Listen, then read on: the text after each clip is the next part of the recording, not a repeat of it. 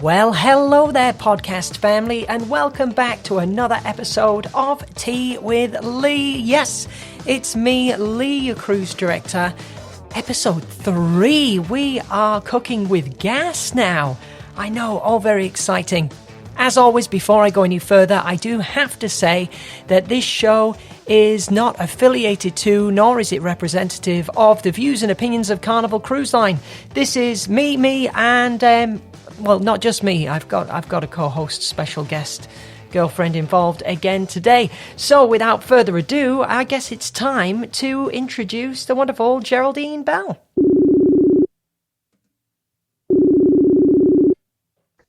Hello. Hey. Hello. I told you I'd do that. You did. You said. Hi. Hey. Welcome back to Tea with Lee.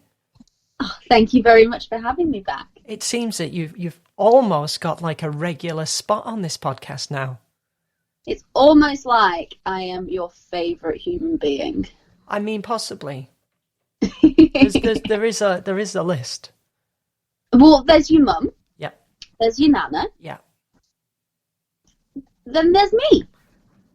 You can claim that spot. Thank you. I'm sure Erica Amber Parsons would be challenging you, as well as a list of other people. But yeah. For all intents and purposes, I'll remain impartial. Thank you. Well, I have invited you onto today's podcast because I thought we could do something a little bit different. Normally I'm talking cruisy things, but there hasn't been much cruisy stuff happening over the last 12 months. Despite that, we are still together, still connected, and I thought we could discuss all of the little ways that we've been staying connected as a couple despite 3 national lockdowns and only really seeing each other for about 3 months of the last 12. Yep. Well, thank God for the internet. It's a relationship saver. Yeah. I think the world is a lot smaller now with the wonderful powers of the interwebs. So yeah, that's kind of how we've been staying connected, as most people have been all this past year, this past 12 months, with video calls and instant messaging and Facebooks and all that stuff. Well, it's been a journey with you because me and you, obviously, we met on a ship together. We'd never really video called before. And then when we started being separated due to the lockdowns, you were actually scared to call me in case you caught me in the middle of doing something. Yeah. You slowly realised it was okay. It's okay if you interrupt me. You're my boyfriend. But that being said, I get it. It's not just with you. It's with everyone. That sort of video call etiquette. Are you supposed to send a message before being like, hey, are you free? Can you take a call? Is that what you do? I think it depends on who it is. I think you know pretty much everything about my life. So you know when I'm teaching yoga or anything else. So usually it's fair game. And if I don't pick up the phone, then I'm not free. Yeah, I feel rude because sometimes in this whole lockdown situation, I have had friends video call me at kind of not necessarily inappropriate times like I'm on the toilet or anything disgusting, but I've maybe received a phone call, my phone started buzzing, but I'm in the middle of an episode of a program with my mum, or dinner's just about to hit the table, and I'm like, can't take that call. Sorry. So you just don't take the call. I know, but I don't know. We were never prepared for the etiquette of video call. I just personally think like a little message. I do it to my friends that aren't you, because I'll just spring a call on you. But most of my other friends, I send them a message and say, hey, look, hey, are you free? Are you available? Can you take a call? But then that sounds so ominous. Can we speak? Can you take a call? Just like you're free to video chat. Like, rather see your face. Then there's some people that you'd rather not see the face, so you just message. We won't name those people. No. But yeah, I think it's been very different. But at this point, we are very, very much adapted, aren't we? Oh, we are long distance pros. We've got this thing down. Which is good, because I mean, that's kind of what you've signed up for with me and my job. That's true. I mean, obviously, it's not going to be forever, but it's better that we are good at this rather than bad at this. I mean, at this point, I don't think we'd be together anymore if we were bad at this. Yeah. But I mean, more so that, like, when the world wasn't upside down, our lives were going to take us in very different directions for a short period, right? You were assigned to the Vista, and I was going to Radiance. So we were going to be in different parts of America on different ships and stuff. So this was kind of in our future in some sort of level anyway, wasn't it? Yeah, and this has been almost a strange blessing to have this time to almost practice that, because when you're working, you work incredibly hard and are not an easy person to get hold of, whilst obviously, much like most of the UK, you haven't been doing very much, so I've been able to speak to you all the time. Yeah, I am really rubbish, and any of my friends that are listening will probably attest to that. I am really rubbish at being in touch with people, especially when I'm working on a ship.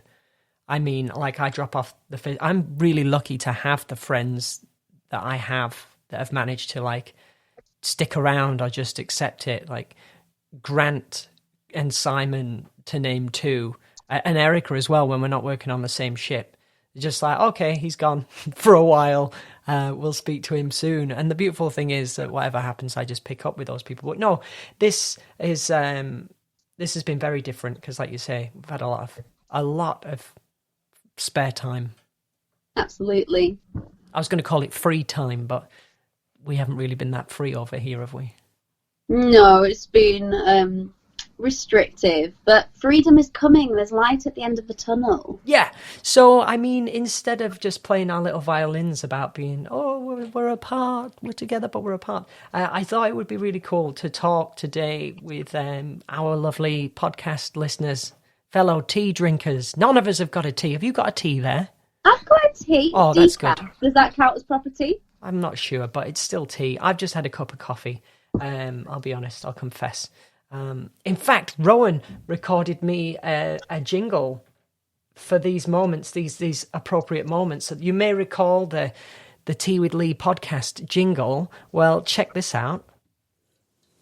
It's time for coffee. It's time for coffee with Lee. It's time for coffee with Lee, because I confess to drinking coffee all the time on the podcast rather than drinking tea, despite it being called Tea with Lee. I could lie, no one would know, but it's not in my nature. Anyway, what I thought was we could kind of discuss things that we've been watching or doing to stay connected and stuff, almost like a read and recommend book club, but we could tell people what we've been watching or doing, listening to, and, say if we'd recommend it. Perhaps we can spark someone's interest and they might watch a new show or listen to something. Absolutely. Let's do it. And I mean, we've been doing this in various ways, haven't we? I mean, when we were allowed to see each other, there was a couple of podcasts and shows that we were watching together, like in person, like physically together. Do you remember those days? Yeah. And then there's things that we've been watching, like synchronized watching. Like, we'll press play at the same time and watch them and then talk about them via Messenger while we're watching, or video call afterwards and chat about them.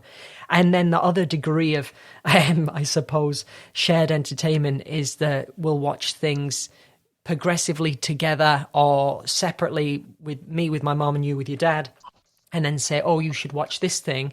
And then we'll watch, those things in our own time together, separately, but anyway, but I thought we could talk about things that we've been watching recently. So, of all of the things that we've been watching during this strange time, what's been your favourite? My favourite is probably Drag Race. We've watched a lot of Drag Race. So much Drag Race, but it's just, in this very sort of strange and sometimes heavy time, it's just such good fun. Yeah, I agree. It's pure unadulterated escapism. Is that the right term? That's it, yeah. It's brilliant. I really, really enjoy it. I mean, I appreciate that it's probably not for everybody's taste, and that's fine. It's very much our taste. And to the point where my mum has just gone out. She's just popped out to pick up a package from the post office. And she said to me, Shantae, you can stay. I am going to sashay away. Like, I love her so much. yeah, it's taken over our house pretty seriously, and Mum and I have been really binge watching episodes in seasons in no particular order whatsoever. Just kind of blindly scroll, click, and watch, and it doesn't matter. We're not biased. We've watched the America's Drag Race. We've watched the All Stars, Canada's Drag Race, UK's Drag Race, the works. So which has been your favourite drag race that you've seen so far? I'm really enjoying the current UK one. It's such good fun. I think because we're British as well, there's a lot of very British references that maybe American people wouldn't quite register, but it's just great for us because we feel like we've got our own version of Drag Race, and it's wonderful. Controversial opinion warning. I sometimes cringe.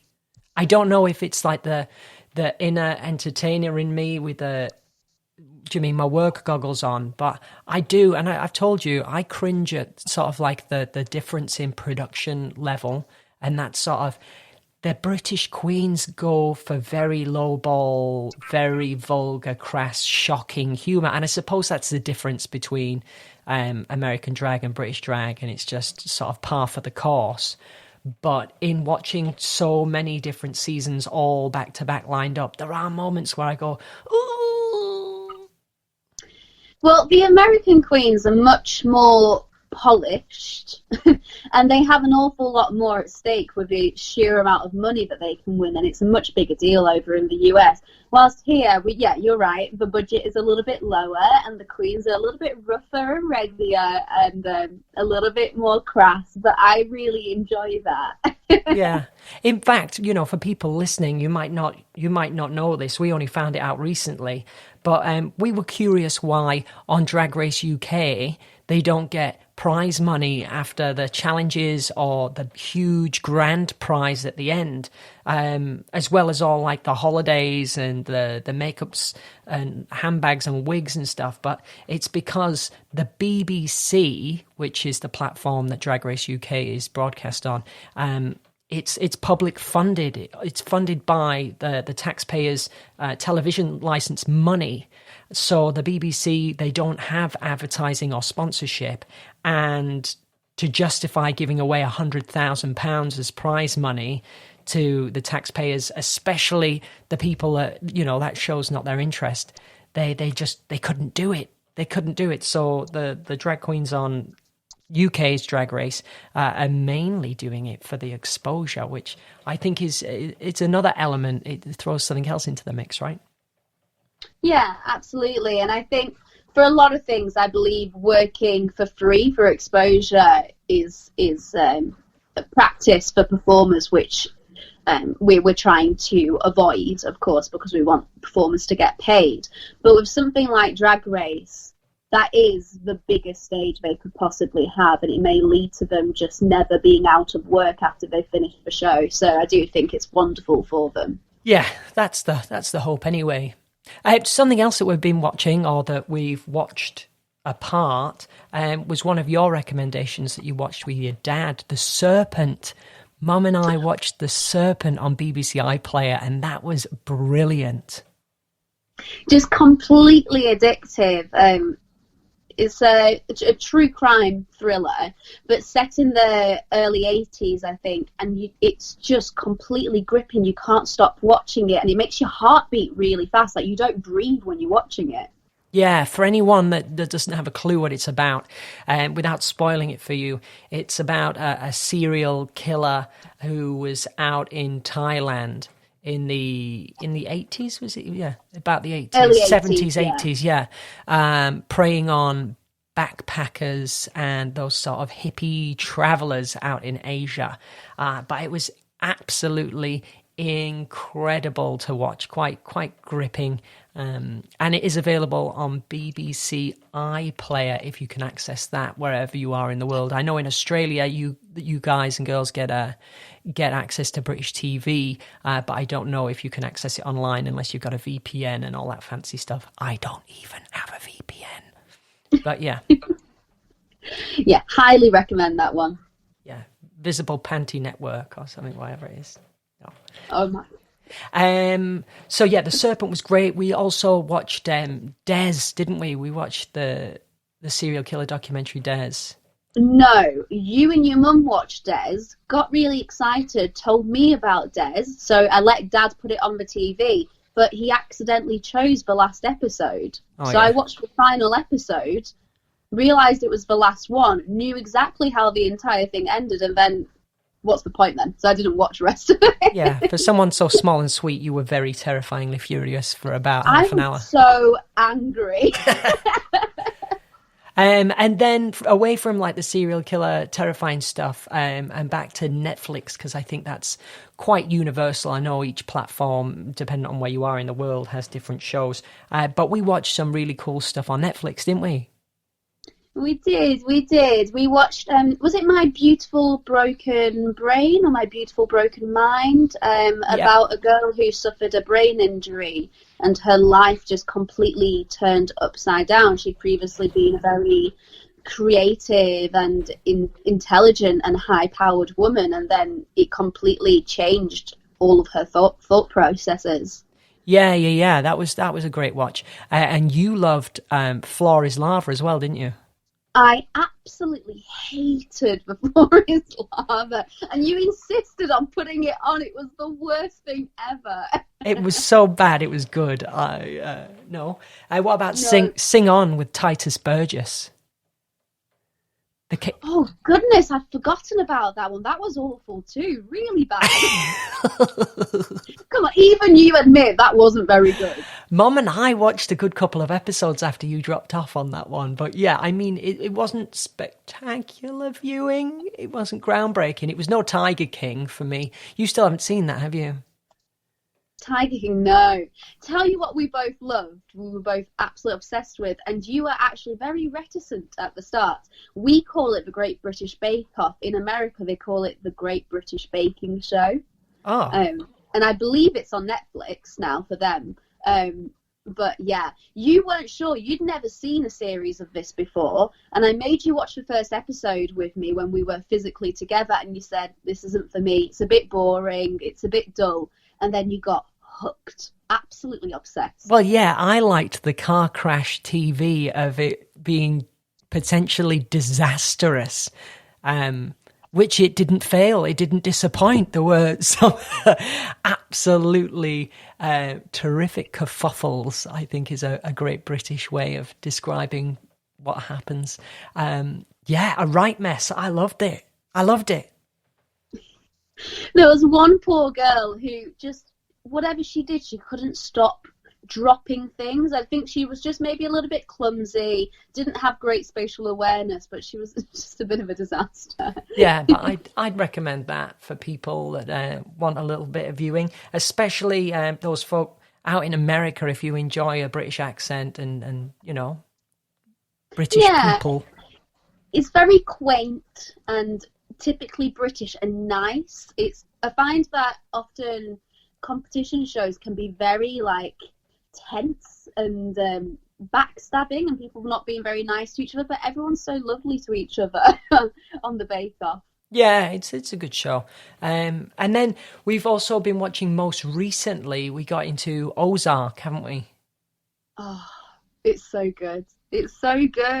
Yeah, because we were struggling a little bit, right, with our different preference in viewing and that sort of the format and how shows develop. I was really struggling with the pace of, what did we start? We started Ratchet, didn't we? Which you were not into at all. No, it was just so slow. It was painful. I think we'd watched a lot of American Horror Story, and that was, for the most part, quite eventful every single episode. And then Ratchet was just so stagnant that I'm sorry anyone that enjoys it, but we turned it off because I couldn't cope. Ozark, on the other hand, is just like twist and turn and thrill a minute, right? Yeah, it's non-stop, like people killing each other left, right, and centre, and extortion and bribery, and it's absolutely mad. The acting is top notch. It's so good. Yeah. I would definitely recommend it to anybody that enjoys crime-based drama, I guess you'd call it.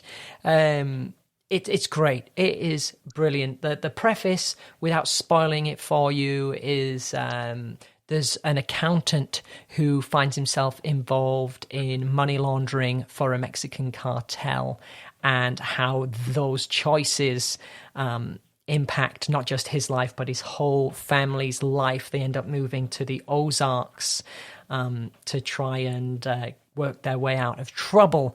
And I can't tell you anything else, but it's wonderful. It's wonderful, and I highly recommend that one as well. Is there anything else that we've watched that you'd recommend to the peoples? We had so much fun watching Skin Wars.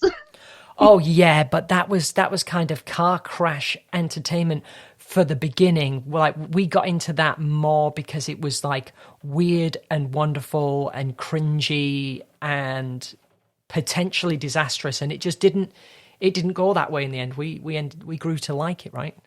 We got really invested in the competitors, and the entire concept is a little bit strange and cringy at times. I'm not sure that the show has aged well since it got made. Yeah. But it's such great fun to watch, and there's some really talented artists on there. So it's a competition for body painting, which seems very niche, but the things that they can create using just a human body as a canvas is just absolutely astounding. Yeah. I mean, there is that sort of, I suppose, warning for anybody that goes, oh, we'll look into that. There's a lot of naked people. I say naked. It's not distasteful, and you don't see anything. I think it's probably PG-13 appropriate. I don't know what the actual rating is, but if you've got kids in the house, or if you're going to watch it with your grandma in the room, maybe let them know that it's a body painting show, and there are people that are without clothes but respectfully covered with underwear and whatever. I suppose booby stickers are the pasties are as far as it goes there, but yeah. But no, it was great, and to see the creativity and the artistic flair, as well as it being a competition-based elimination style reality competition, I guess it was good. I really enjoyed that as well. It was great. We've had a couple of situations. Skin Wars was one of them. Bake Off was another, where I have accidentally found out the result. You ruined our viewing. Yeah, I'm glad you confessed this. Accidentally, like completely accidentally. I'm sure your listeners, like, this will have happened to at some point, where you sort of forget that you don't want something spoiled for yourself, so you're just scrolling social media, and then you find out the winner of something and you didn't want to know, but then you're watching with somebody, so you can't say anything. Yeah, no, you're making it sound like you were just scrolling down your news feed and happened across a spoiler that someone else had posted. No, you were looking at people's profiles and tweets and stuff whilst watching the show. You went searching for show-based content, and if it's already been completed, if it's already aired, of course you're going to find out who's won. It was absent-minded of me, I will admit, and I am making an on-air public apology, so you can stop lording it over me. I'm just disappointed. I'm not lauding it, but I'm just disappointed. And then, apart from like actual watching stuff, we've been listening to a few things at the same time as well, haven't we? Yeah, so we are both fans of podcasts now. I was always a big podcast fan. I used to make you listen to them on the ship with me. But then you've actually got into it this year, so much so that you made your own podcast, which is amazing. But I have been enjoying several podcasts. I've started watching The OC, which I'd never seen. It was filmed in like 2003, so I was definitely just about old enough to watch it, but I just never did. But there's a podcast that you can listen to alongside it called I've Never Seen the OC, where two Scottish girls discuss it episode by episode, and that's great fun. I've enjoyed that. What have you been listening to? Not a lot lately. Darren's Industry Insights, so entertainment director Darren has been releasing a podcast where he speaks to his friends. Now, whereas Tea with Lee, I'm speaking with friends that are like Fun Squad team members, playlist cast members, cruise directors, stuff like that. Darren, out of nowhere, has pulled these like huge industry connections, like the vocal supervisor and ex-Broadway star that he works for Royal Caribbean, and then one of his friends from Australia that he worked with in Universal Studios has been like the genie in Aladdin in the West End, the Broadway musical, but out in Australia. He's been talking to people that have been on TV talent search shows who now tour with huge name bands. That's fascinating. I've also listened to How to Tame Your Karen, which is Andrew Mercer and Adam Gilbert. They're two Carnival cruise directors that have started their own podcasts. And the term Karen coined officially in 2020. If you don't know what a Karen is, Google it. I don't want to offend anyone. But yeah, their show is called How to Tame Your Karen. But it's not just about taming your Karen. It's a chat show. They talk about absolutely anything and everything. I think they're very entertaining boys, great personalities, wonderful voices to listen to as well. So I have a personal investment and connection to those people. But you put me onto the David Tennant podcast. We enjoyed that together, didn't we? Oprah. Yeah. Have you listened to any episodes of the Louis Theroux one? I'm sure I've recommended that one to you, but I don't know if you've listened to any of the episodes. No, Grounded with Louis Theroux I haven't got into yet, but it's on my list of 2 listens. It's very good, just very interesting interviews with very interesting people. If you've ever watched any of Louis Theroux's documentaries, I don't know how well known he is in the US and Australia, but he's a big deal here. Yeah, I think he's global. I think he's pretty global. Yeah, and then I suppose one last one to discuss before we round this off. A huge watch that we both thoroughly enjoyed, that you obviously don't remember. A huge watch? Yeah, massive. I think I was thinking you were about to talk about your new gig, but no. Okay, what's the huge watch? Sacha Baron Cohen's Borat sequel, the subsequent movie film. Huge. I really enjoyed that. I forgot we watched that. That's how long this has been. Yeah, it's been a year, babe. It's been a very, very, very, very long time. It's been a long time, yeah.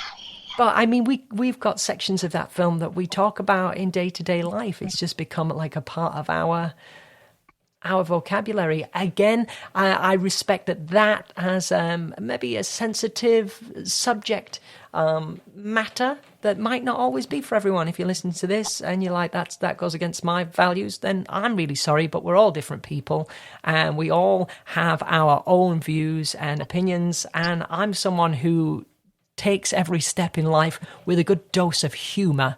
And I like to laugh and make light of anything and everything whilst also learning about what's happening in the world. So yeah, that's that. And with that being said, babe, we've been chatting for about half an hour. Time passes when you're having fun. Time passes. Time flies by when you're having fun. That's what I was looking for. I was going to say, time passes whether you're having fun or not. That's true. Time just passes. But yeah, I guess that's about it. And yeah, you did mention my new radio venture. And because of that, off the back of that, we've been listening, of course, to my new radio station, Can Do FM 106.3, as well as Radio 1. We got the BBC Sounds app going, didn't we? So we've been listening to playlists and radio shows, all that. Yeah, totally. I hadn't listened to the radio in years. I don't know. I just stopped listening to it one day, I guess. But it's been so much fun to come back to listening to it when I'm having breakfast and stuff. And haven't got round to listening to your show live because you present it at 3 a.m. Yeah, thanks, babe. Thanks for your support. Cheeky Charlie stayed up. I'm really sorry. Like, I need to sleep. I need my sleep. But I promise I will listen to one of them this week. You can hold me to that. Okay. Thanks. But yeah, that's really exciting, and I'll do a full podcast episode about my new venture with Can Do FM and how excited I am about all of that in the next couple of days. But for now, G, thank you so much for joining me. Oh, no worries. Thank you for having me. And no doubt we've got plenty more viewing ahead of us because we've got a couple more months of lockdown here in the UK, haven't we? Yeah, absolutely. But given how many wonderful things we've watched and heard so far, I don't think that's a terrible thing. No, I'm enjoying it, making the most out of it anyway. And if you're listening to this, if you've made it this far into the podcast and you've got shows, movies or podcasts that you'd like to recommend to us to listen or watch, please do let us know. You can get us on Facebook. The Tea with Lee podcast has now got a group, so you can join the Tea with Lee podcast group, or you can find me on Facebook at Lee, your cruise director, and also on Instagram. So shoot me a message, let me know. We're always looking for new shows. We've just finished season 2 of Ozark, Geraldine and I, so we've got one more season of that to enjoy. And yeah, we'll be making more of these podcasts as we watch more. I mean, we haven't even touched on American Horror Story and lots of other things we've watched together. So we'll do another one of these a little further down the line. But from me, Lee, cruise director, as always, you know what I'm going to say. Stay up late, have fun, make memories, and I will be talking to you all very, very soon. Thanks for listening. Bye for now.